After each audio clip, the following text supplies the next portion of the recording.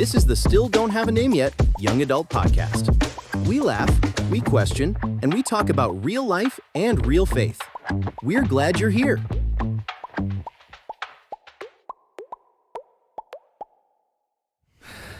All right, guys, it is episode 1 of the brand new, still yet to be named Young Adult Podcast. Welcome. This is exciting. I feel like we just did this. I know. I feel like Good morning. Yeah. Deja vu, maybe? Probably. Yeah. For those who didn't watch the trailer, go watch the trailer and you'll know what we're talking about. How you guys doing? Still tired. Yeah, still tired. Pretty tired, so yeah.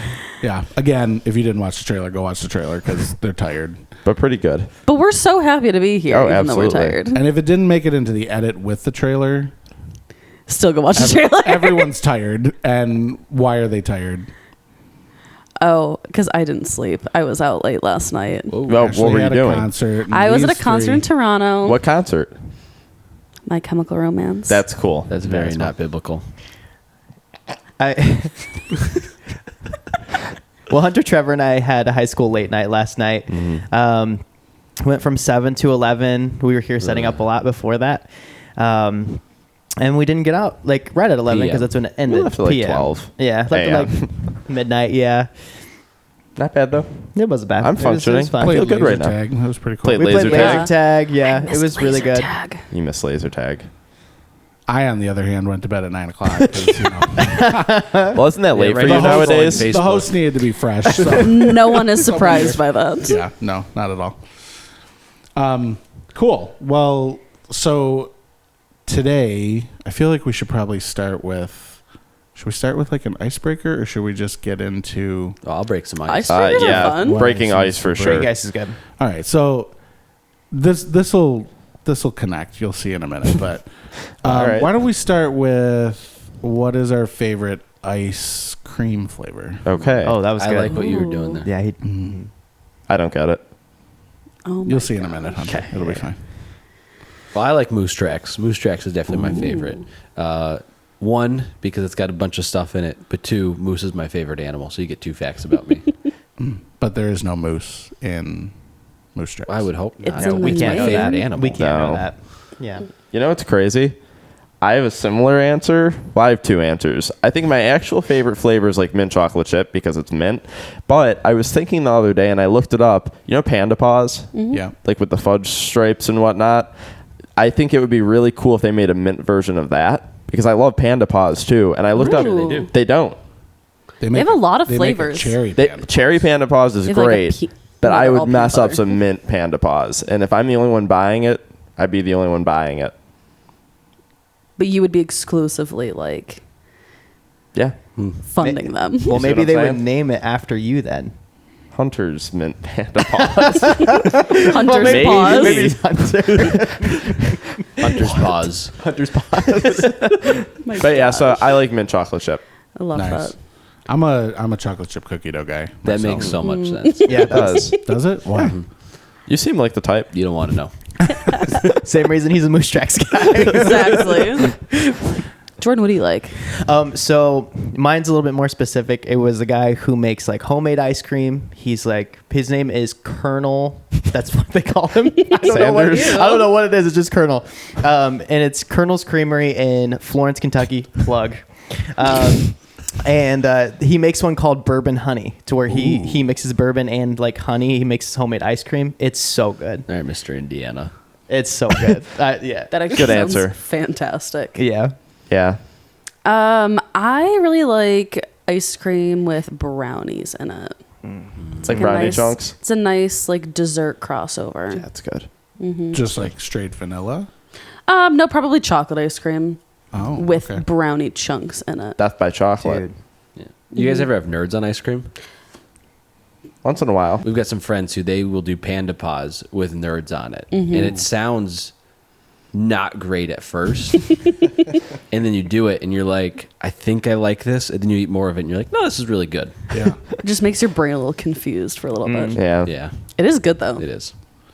So, all this talk about ice and ice answers, I feel like Jordan, it just lends to the conspiracy that we were talking about before we started recording. Well, Chris, I'm glad you asked. So this is a conspiracy time, conspiracy corner, if you will, with Jordan. Conspiracy Corner with Jordan. Conspiracy Corner with Jordan. That was good. Yeah. I made that up just now I for like anybody that. who's listening. Conspiracy corner. Conspiracy corner. The corner. But the reason why it's so icy today is because we're talking about Antarctica. It is real. It's Is a it? real place. Yes, and Never it's a been. real place. I've never I didn't been. think that was a conspiracy, but Yeah, no, some people might think it's not real, just based off of some conspiracies. But some of the conspiracies behind Antarctica is that there's these ice walls all around it. So flat earthers are like, the earth is obviously flat because of that, because there's ice walls all over Antarctica. That is the conspiracy. There's another conspiracy about aliens being there because there's this weird treaty in 1959 between a whole bunch of countries that like, yeah, we're just not going to go there or whatever. So people think that there might be something spooky like UFOs there. Be cool. There's also thoughts of there just being a native people of Antarctica. So, and they're like superhuman or something like that. I'm not sure. Yeah. They're called Superheroes. penguins. I don't know. They're called what? Penguins. Yeah, they're called penguins. This conspiracy is kind of legit. All right, Trevor, come on. And then Trevor, I don't know too how far. legit this is, but there's also just been like reports of countries just going up there and then like maybe like super bases or something like that. It's just very interesting and mysterious, and it's weird that there's a whole bunch of countries who like. We don't agree on a lot of things, but we can agree that we're just not going to really touch Antarctica. At least that's what they're putting out in front of the public. So it just begs the question, what is there? Does. Have you ever been? I have been thrice, actually. Wow. No, I have not been. But people who even go like close to Antarctica, they get stopped.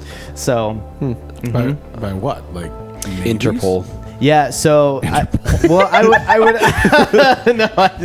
I would assume it's by coast guards of various countries. That's but crazy. yeah. It's on my bucket list now. Can we all guess what we think is in Antarctica? Oh. Yeah. Oh yeah, I feel like that's why we're talking about this right now. We gotta like think about this and really. Macaroni penguins. What is that? What is that? That's a type of penguin. Yeah, Sure. that's great. It's a crossover.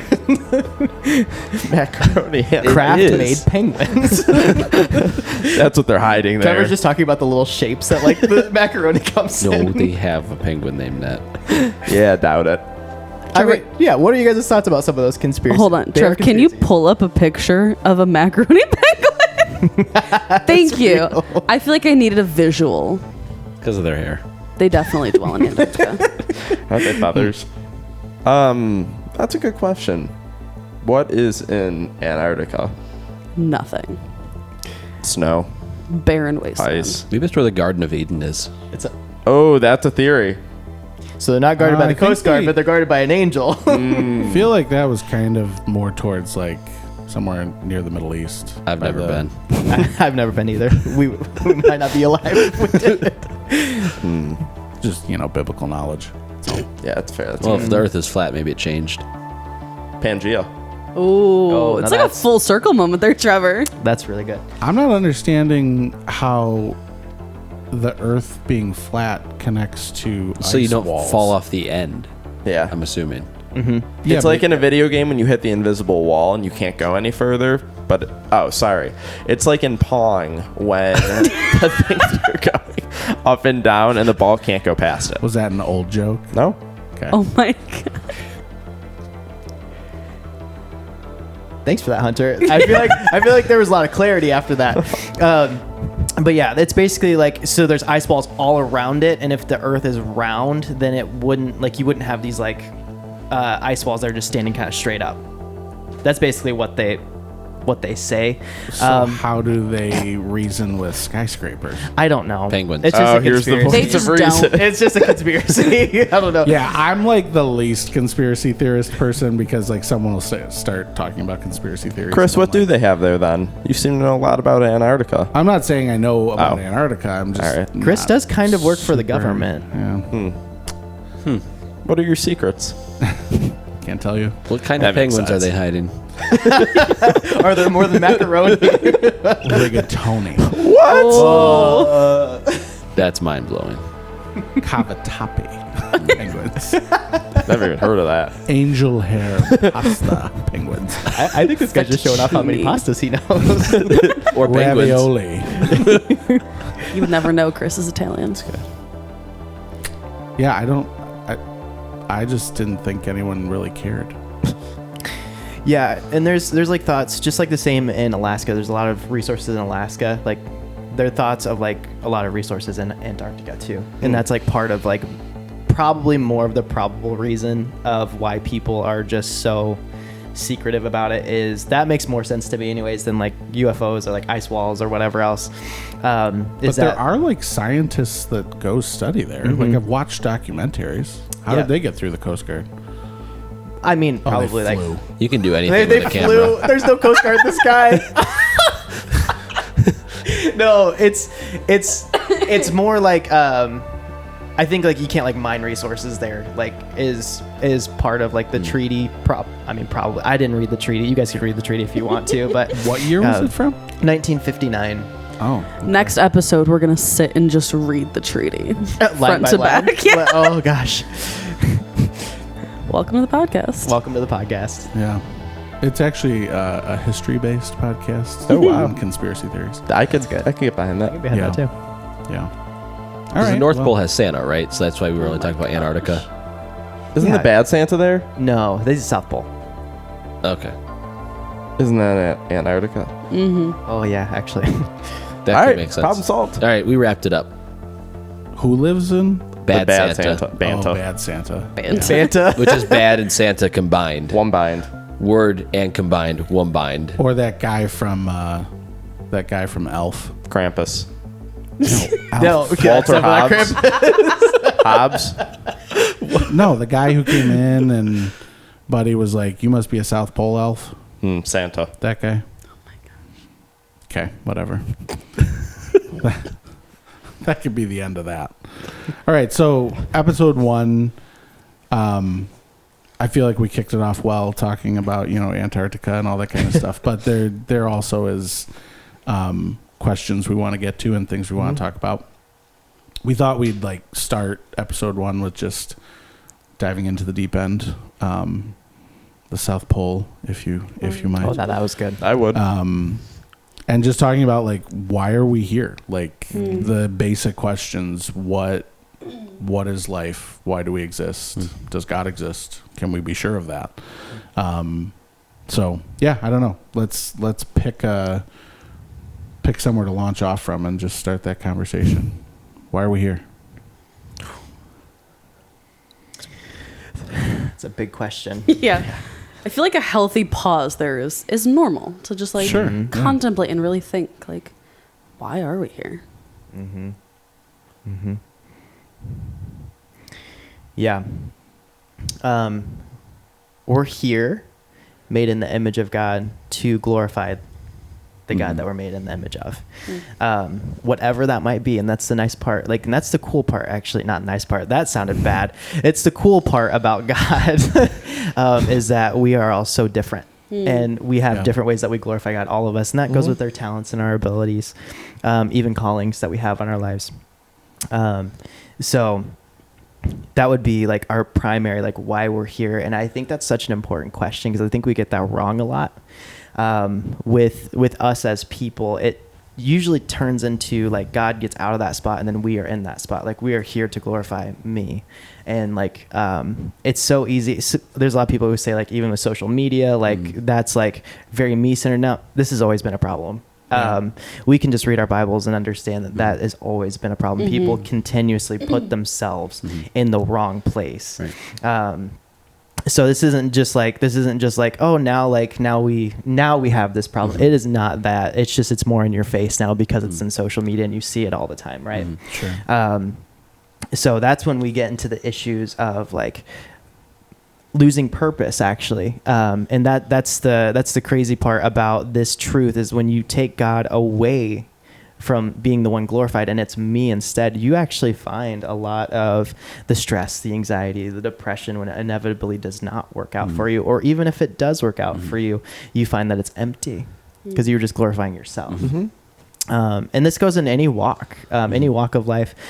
Several, like all of us here in ministry, we can do that even in ministry. Like we can just be all about me and like the followings we have and whatever else.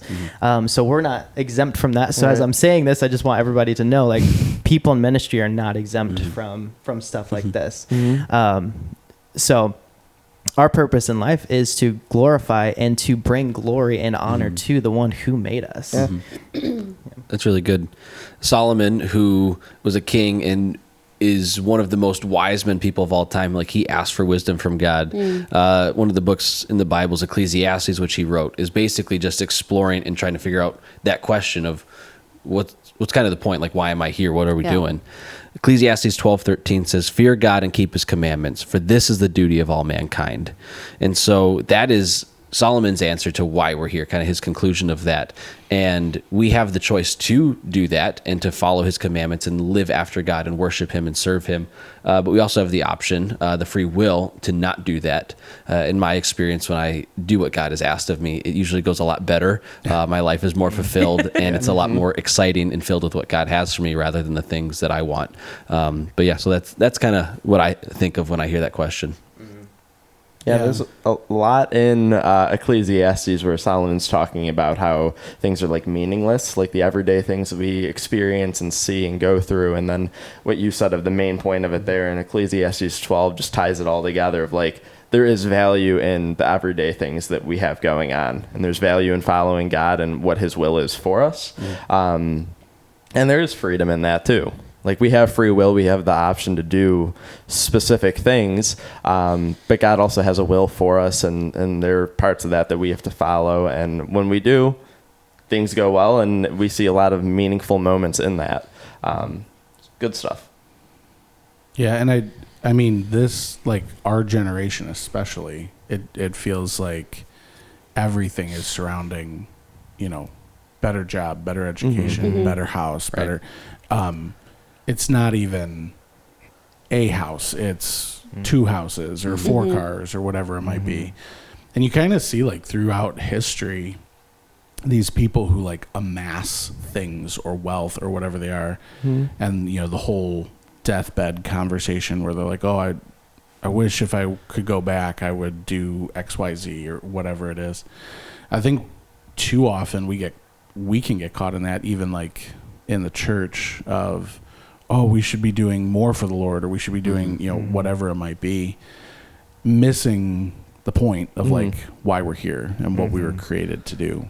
And Jordan, I like the way you said that, where it's like, we can so quickly fall into that trap of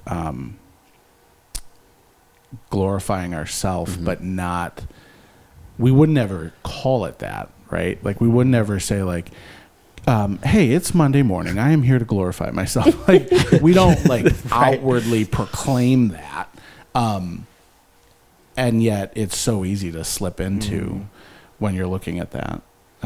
Especially, the digital age we live in. Yeah. I get caught sometimes on Instagram being like, oh, I posted this thing and only this many people liked it. I have this many followers. Why can't, why didn't more people like this thing? And you're like, whoa. Yeah, right. That's not, nope. Back it up a minute. Right. So. Yeah. Chris, I loved what you said about like the striving to always do more and do more. And like we should be in the attitude of like wanting to do things and live our life for the Lord. But I find myself sometimes getting that mindset of like, what should I be doing more? Or like I see something that's like enticing. I'm like, oh, I want to do that and be a part of this. And it's easy to get caught up in that. But I have to tell myself personally, like, and like identify what are the like one or two like real things that I'm going to really invest in and like give all of myself to and really be able to like glorify the Lord well through instead of trying to stretch myself to do all of these things of like, where is my yes going to be and how am I going to really do it well for the Lord? Yeah. Which that can sound scary, right? Because like our flesh wants us to choose ourselves because it's like, okay, well, I'm going to get to do the things that I want, hang out with the people that I want to hang out with, watch the things I want to watch. But we see in John 10:10, it says that Jesus came that we may have life abundantly. And so he doesn't want us to have less. He doesn't want us to be like living these miserable lives of like, okay, I guess I'll just worship God. No, he wants us to have life and life to the full. But that is only going to be achieved through Jesus. And so if we try to do the things of the world of like what we want to choose, then we're going to actually have to strive to reach more, because it's like, man, I got this house. It's awesome. I need another bedroom. Or like, I have the newest version of this car. Well, next year's coming. There's a new car coming as well. But when we have Jesus and we have that satisfaction of that fullness of life in him, that's when it's like, okay, all this other stuff is like put to waste. I believe that God wants to bless us and give us good things when we follow him. But if that were to all be stripped away, we would still have our core foundation of who we are in Jesus. Yeah. And I like what you said, because sometimes we can catch ourselves. We'll hear that verse in Ecclesiastes, or we'll hear certain things, and we'll be like, that's it. You know, like obey God, keep his commands. And we almost feel like we are in this like just blah, like we're called to live this like boring, stoic, monk-filled life. And you know, if you're called to be a monk, then by all means, go with God, be a monk. But at the same time, like, no, Jesus did come to give us life to the full. So sometimes we have to get past that lie too, because we juxtapose those lies together of like, oh, well, I really wish I could have these things in the world, but this verse in Ecclesiastes sounds very like rigid, and I got to follow these rules. But it's like, no, he came to give you life to the full. There is a level of contentment, right? So you shouldn't be like constantly striving for more materialism.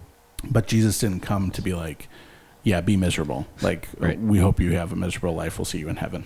Right. It wasn't his goal for it. Yeah. And I think it's a lie this generation believes a lot of times. Like, I can't tell you how many times I've had a conversation with someone where they're like, yeah, but if I give all this stuff up, life is just going to be, you know, they go the opposite of what it is currently for them. I'm like, you actually might find out that it's actually more enjoyable and for sure, less stressful and less, you know, because you're not trying to impress and keep up and pay for all the things that don't bring you any kind of satisfaction or joy at the end of the day. It's good. Yeah, it's really good. Yeah. And the things that you like, you know, if cars is genuinely something like somebody loves, you know, you'll actually enjoy that more when you hand it over to God and you're like, well, this isn't my purpose. This isn't like why I'm here. I just like this. And you find your identity in Jesus. Everything else all of a sudden becomes way more enjoyable because you're not relying on that thing to fulfill you, right? Because they can't and they never will, and they're going to fail you at some point. Like there might be a temporary happiness, but they'll fail. All the things will. It always blows my mind when people who are like multimillionaires or billionaires with like just massive estates or collections of cars. I've seen a couple of different documentaries on some of those people, and they're just like, oh yeah, they got sick and they died. And it's like, you know, now what? Right? Like, great. Did that really bring you joy like your whole life? But yeah, it's wild. Well, and Jesus talks about handing over the riches of the world because we can't have a death grip on riches and fame and fortune and all that stuff, and also be able to follow him to the full extent of how we're supposed to be doing it too. So you have that side of it too, where, you know, just going along with everything that's been said already, you're going to find that releasing those and releasing the things that you have a death grip on right now will lead to more freedom than you can imagine. Yeah, I know for myself, like, I've experienced that by following Jesus. I'm sure you guys have as well. So yeah, definitely something worth looking into. Yeah. Hunter, not to like totally put you on the spot, but you said like really like releasing these things to God and putting it in his hands. How do you like actually do that? That's good. No, really, like how do you do that practically? No, yeah, I think that, I mean, there's a few things that you can do with it. The first is obviously like lifting it up in prayer, of asking God, what do I have too much attention on right now? What am I holding really close to me that I'm looking for happiness with right now? And I feel like a part of that, like when I first started following Jesus like years ago, a part of it was just like the image of how other people viewed me. And like, you know, you're still self-conscious about some things. It's not something that's completely gone, but it is something that I was able to give up to God because he revealed it in my heart of like, no, you're caring way too much about what other people are saying or thinking or their opinions on you and your like social standings. When I've called you for so much more than that. And that stuff really at the end doesn't matter, you know? So I think praying and asking God to reveal it is one of the biggest steps of it, if not the first step of it. You should always be bringing it to God. But then there are also like the little things that as you're going through it and you see that this is what God's calling you to do, like you have to be very intentional about some things. You can tell yourself like, no, I don't care anymore, but you still might care. That might still be something that you're secretly struggling with. Sure. So I think just little examples of even just stretching yourself outside of your comfort zone. It's like taking a faith-filled action step of like, I know that this is what I should be doing, but it seems scary, but also just doing it, you know, starting small, getting big. Some practical steps of like making a budget, like seeing where your money is going. Like, are you tithing? Because if you have less money to go out and buy these other things, because we should be tithing, are you tithing? Is that a priority in your life? We're going to probably say this a lot, but community. Like if I'm out of line, like this group of people right here are some of the first people to be like, Trevor, what are you doing? Like that is like, why are you so worried about that? Or why are you spending so much money on this or whatever it may be? And so if you're not in community, you need to be because Jesus has commanded us to do that. He wants us to be in community, and that is a really great step. So, and if you are in community, are you connecting with people, or are you just showing up and are you just an observer, but are you actually participating in building real and deep connections with people? Yeah. And it's wise to also have someone who you look up to as well, who is probably like much older than you are and has lived a lot more life than you have. So I have Jordan and Chris. Not me. I was waiting for it. Not me or Chris. I'm talking about somebody who's probably like, I mean, for all of us is like 50s, 60s, people like who have lived a lot of life and are able to speak directly. Because sometimes even as like peers, it's a little bit more challenging because we're also tight friends as well. But if you have somebody who is specifically like, you called them out to like, I want you to mentor me and to help me into spiritually, like to help like my spiritual maturity. There you go. My spiritual maturity.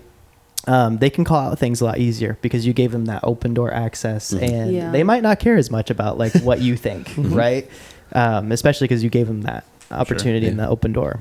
Yeah. And it's a good reminder to also be that person for someone else. Yes. As like you're looking up to someone else to look behind you, to someone else that you can pull up and be accountability to or be a mentor to and speak into their life with the things that God has walked you through and the wisdom he's given you. Yeah. That's, I had a pastor who, I've probably said it in this group a million times, but it's one of my favorite sermon illustrations. You're always in life, you're on the ladder of life, right? And so you should always be looking up to who you can grab onto to help you go up, but you should also be looking down at who you can bring up with you. Yeah. And it's a good, you know, especially this generation. Too often when you're in your 20s and 30s, you're invincible. Like nothing, you know, you could just take on the world. But when you get that truth of like, no, there is like crazy value in connecting with a much older saint, someone who, you know, someone who has lived life, but also being like, no, I have things to say to the younger generation too, you know, but you're laughing. Why are you laughing? Jordan's stomach goes growling. I'm so hungry. It was such a serious and sweet moment. It was such a good moment. To be ruined that by was still there. Jordan, taste and see that the Lord is good. Taste what? I don't know, but he is the living water. He is the bread. Yes. I get it. Life is more than bread alone. Whatever. I can't remember the rest of the verse. That's it. Yeah. No, that was really good. Yeah. We had another question, right? It was, can we ever be sure that God really exists, right? That was the other one. Yeah. The answer to that's like complex because there's a tension with that. And Hebrews 11:1 is why there's a tension with it. It's now faith is confidence in what we hope for, and assurance about what we do not see. However, Paul says in Romans 1:20, for his invisible attributes, that is, his eternal power and divine nature, have been clearly seen since the creation of the world, being understood through what he has made. As a result, people are without excuse. And he's talking about the existence of God there, and also like God's promise of you seek me and you'll find me. So Paul was talking about through creation, we should even know that there is God. But it's also, there is a level of faith there. There's a tension because you can't just like always know. Right. Sometimes that's when the faith comes in and remembering the things God has done in your life. And that's why testimonies are so important. Because you can remember and go back and be like, no, God is real. He did this in my life and this in my life and this in my life. And if you don't like have a ton of those, but the big one is that I changed, that's huge. That's a testimony by itself, because that proves that Jesus does make people new creations. Yeah. So there's a little bit of a tension with it, because there is faith, and people think that that's a cop-out answer. But if you think about it, everything is that way. We had a lot of faith that these couches weren't going to tip over as soon as we sat down, right? You might have. We had faith. Yeah, right? I don't know if right? We have faith that like when we turn like faucets on, like water is going to come out. We have faith that church is going to be happening on Sunday. You don't know that until you get here. Sure. Right? Everything's faith. Yeah. A lot of faith in sports teams too. A lot of faith. Too much, Sorry, arguably. We can talk about that on a different week. But no, I think that's also goes back to, we have to choose to want to believe in him. Like he wants us to choose him and to believe in him and to follow after him. That is that free will. Like we could choose to not believe him. My life would look a lot different if I didn't. I wouldn't be here probably. That'd be really weird if I didn't believe in God and was sitting right here with you guys. We'd still welcome you. Exactly. I probably would be saying a lot of different things, but like he wants us to have that. John 20 verse 29 says, Jesus said to Thomas, blessed are those who believe without seeing. And so Jesus understands that it's difficult. He understands that like, there's not a lot of physical proof that like I can tangibly hold other than like the word of God, which I think is amazing and you need to be in. But he is saying, you guys are blessed who haven't seen me, but yet you still believe. So how amazing is that we have that opportunity to do these things. And Jesus even says that in that we'll be able to perform miracles with his power and with him, even though we haven't seen him and he's not physically here with us, he's here with us, which is, I think, just really exciting and gets me excited about what we can do and should do. So I know that's not a great argument for why he exists or can we be sure of it, but I don't think he wants us to have a definitive answer, because otherwise there would be no need for faith, and he's pretty confident in the Bible that faith is important. Yeah. I think what comes to mind for me, even just with this overall question, are you kidding me right Dude, I'm so hungry again? Right now. I'm so hungry. We'll have to have a snack break after Oh, that works. What comes to mind for me, I liked the faith talk, obviously, but I do also think that like just going outside and experiencing nature and experiencing, yesterday, Sophia and I went to Chestnut Ridge and we walked to the Eternal Flame. First of all, how does it do that? How's that fire on forever, right? Yeah. For those of you who don't know what Hunter's talking about, there's a park in our area that has a natural gas Fire. Flame. Like deposit. Eternal. Yeah, like Constant. but deposit. Yeah, like something that It's just keeps eternal. it keeps a fire lit. Yeah, so that part was mainly a joke. But when we were there, that wasn't like the interesting part, because it's in a ravine. So you have to go down into a ravine. And as you look up, we were just looking and like admiring the way that the trees come out of the side of the ravine, because it isn't like a normal like flat land. It's coming out of the side of it. And you could see all like the roots and the way that's hanging on into everything. And like just seeing that was a really good reminder of just the heart of God creating that. Like, I don't know.